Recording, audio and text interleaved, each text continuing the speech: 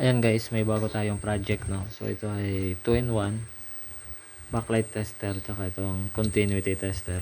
So ito yung probe niya sa continuity. Ayan.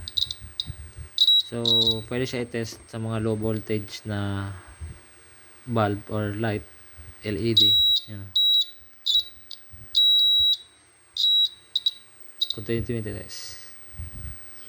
Ngayon yung output niya dun sa backlight tester ay nasa 60, maximum 70 volts. Ito yan.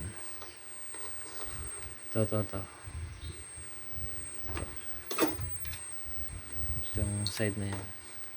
So negative. Ito natin guys. Ano, 29.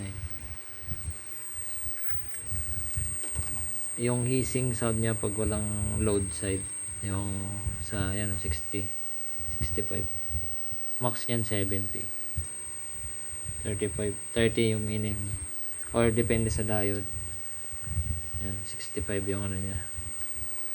So 2-in-1. So ito yung output side ng ano niya.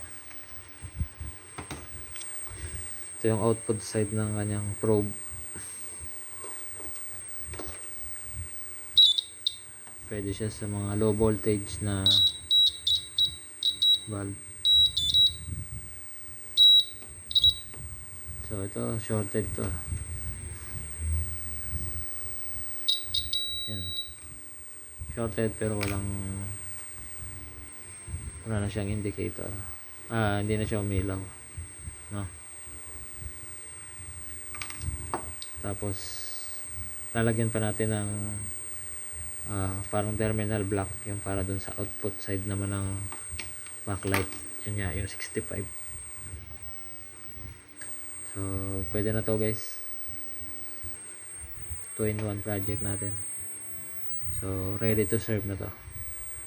Yan. Simple lang naman yung ano nito, yung concept tsaka yung diagram. Yan lang. Salamat.